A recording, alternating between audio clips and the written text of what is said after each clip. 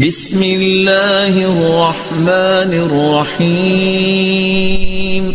آپ کو پتا ہے دوسری کنٹری کے لوگوں کو اپنے ملک میں قبول کرنا بھی آسان نہیں ہوتا، لوگ ٹیڑھی نگاہوں سے دیکھتے ہیں، یہ غیر ہے۔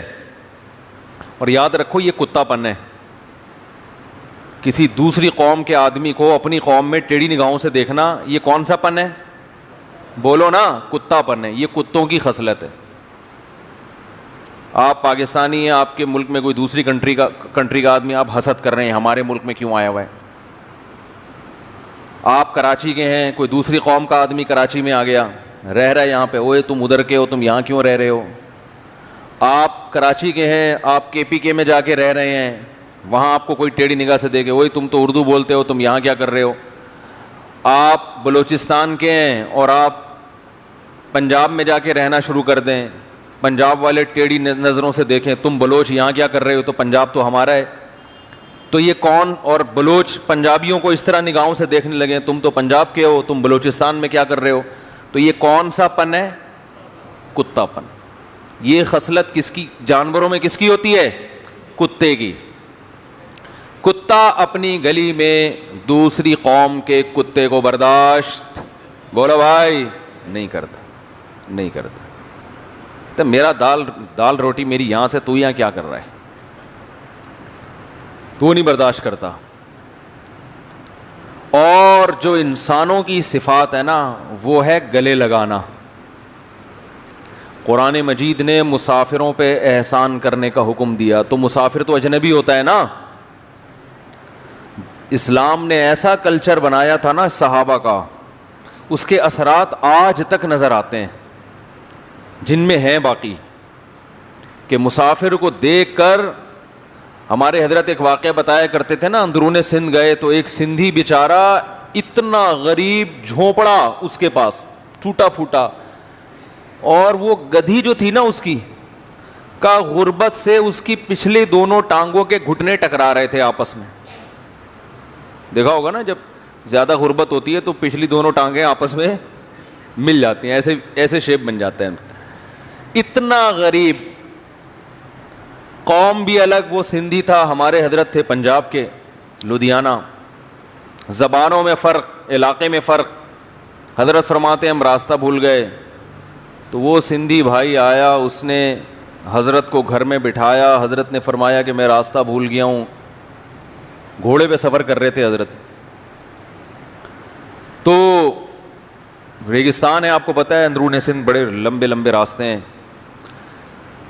تو حضرت فرماتے ہیں اس کی غربت دیکھ کے مجھے اندازہ ہوا کہ یہاں تو ہمارے لیے گزارا ممکن نہیں ہے، اس کے پاس اپنے کھانے کے لیے کچھ نہیں ہے، مجھے کیا کھلائے گا یہ۔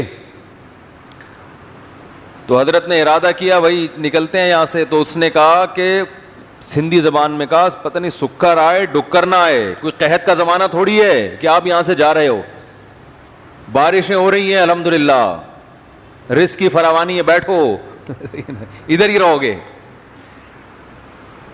جتنا روکھا سوکھا اللہ نے دیا ہے دونوں مل کے کھا لیں گے۔ یہ خاندانی ہونے کی علامت ہوتی ہے۔ کتا پن یہ ہے کہ یہ یہاں کیا کر رہا ہے، پنجابی یہاں کیا کر رہا ہے یہاں پہ ہے۔ حضرت تو خط کاٹ بھی حضرت کا پنجاب جیسا تھا نا، پنجاب کے لدھیانہ کے لوگ نہیں وڈیرے بڑے لمبے تڑنگے، پھر پگڑی بھی باندھتے تھے، تو وہ یوں کر کے دیکھ لیتا ٹیڑھی آنکھوں سے، اوئے تم ہمارے سندھ میں کیا کر رہے ہو۔ اچھا وہ پکڑائی میں آئے، بند کر کے فون کرتا، ہاں بھائی میں تو ویسے ہی غریب آدمی ہوں، اتنے پیسے دے دو اور اپنا بندہ لے جاؤ۔ یہ نہ بھی کرتا تو کم از کم جو خاندانی لوگ نہیں ہوتے وہ ٹیڑھی آنکھوں سے بہرحال دیکھتے ہیں کہ یہ کیوں آ گیا یہاں پہ۔ عزت دینا سیکھو میرے بھائی۔ صحابہ کرام کو جو اللہ نے اتنی فضیلت دی، ایک نے ہجرت کی، دوسرے نے نصرت، کیسی نصرت کی خاندانی مثال قائم کی ہے۔ اور اس زمانے میں لسانیت، قومیت، عصبیت آج سے کئی گنا زیادہ تھی، آج کم ہو گئی ہے، پہلے بہت تھی۔ پہلے قتل کرتے تھے، اس پہ لڑائیاں ہوتی تھیں، ذرا سا کسی قوم کو برا کہہ دیا، قتل و غارت کا سلسلہ شروع۔ کیسے خاندانی مثال قائم کی ہے، مکہ سے ہجرت کر کے آئے، اپنے گلے لگایا ہے۔ جائیدادوں میں شریک کر لیا کہ آدھی جائیداد تمہاری. عبد الرحمن ابن عوف رضی اللہ تعالی عنہ ہجرت کر کے مدینہ آئے ہیں, تو مدینہ میں ایک انصار صحابی نے دیکھا کہ یہ اجنبی ہیں, ان کو یہاں رشتہ نہیں ملے گا. وہ لوگ سمجھتے تھے کہ جیسے روٹی جسم کی ضرورت ہے, جیسے پانی ضرورت ہے, ایسے ہی مرد کے لیے ایک عدد, کم از کم ایک عدد بیوی کا ہونا بھی ضروری ہے. تو یہ بیوی کے بغیر کیسے رہیں گے یہاں پہ, اور نہ ان کی تجارت ہے نہ کوئی بزنس ہے. تو ان صحابی نے کہا میری 2 بیویاں ہیں, میں ایک کو طلاق دیتا ہوں, آپ اس سے نکاح کر لیں. ظاہر ہے زوجہ کی اجازت سے ہی ہوگا یہ, لیکن اس ایسی کوئی مثال دنیا میں قائم ہو سکتی ہے. اور اس سے بھی پتہ چلتا ہے وہ نکاح کو کتنا ضروری سمجھتے تھے کہ بھئی یہ کیسے, اور ہمارے ہاں مل رہی ہوتی ہے 40 سال پھر بھی نہیں کرتے, کیونکہ اس کو ضروری سمجھتے نہیں. اور کیوں نہیں سمجھتے؟ اس لیے کہ پتہ ہے کہ اس سے آخرت کا نقصان ہوگا. روٹی نہ کھانے سے باڈی کا نقصان, اور اس سے آخرت کا, اور آخرت کے نقصان کی پرواہ ہے نہیں آ رہی بات سمجھ میں. تو بہرحال کیا خاندانی مثال قائم کی ہے. تو میں آپ سے یہ عرض کر رہا تھا کہ اپنی محلے میں کسی دوسرے کو برداشت نہ کرنا, کسی دوسری قوم کے آدمی کو, کسی دوسرے شہر کے آدمی کو, کسی دوسری زبان والے کے آدمی کو, یہ کون سا پن ہے؟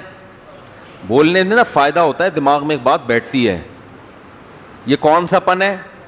ہاں اس سے بولیں, کیونکہ بولنے سے یہ ہوتا ہے کہ پھر جب آپ یہ کریں گے نا تو آپ کو احساس ہوگا یار میں نے خود بولا تھا کہ یہ کون سا پن ہے. ٹھیک ہے, ہاں تو گلے لگایا کرو قوموں کو, یار تو مہاجر ہے کوئی بات نہیں, آ جا, تو پٹھان ہے کوئی بات نہیں, تو پنجاب والا ہے آ جا بھائی. اور یاد رکھو ہر قوم میں جہاں خوبیاں ہوتی ہیں وہاں خامیاں بھی. انسان کی نیچر ہے کہ اپنی قوم کی خوبیوں کی طرف توجہ رکھتا ہے اور دوسری قوم کی خامیوں کی طرف. اگر آپ کو کسی دوسری قوم میں ایک خامی نظر آئے گی تو کوئی ایسی خوبی ہوگی جو آپ میں نہیں ہے. یہ سوچ کے لسانیت کو ختم کرنا چاہیے. ہوتی ہیں ہر ایک قوم میں خامیاں بھی ہوتی ہیں تو خوبیاں بھی ہوتی ہیں.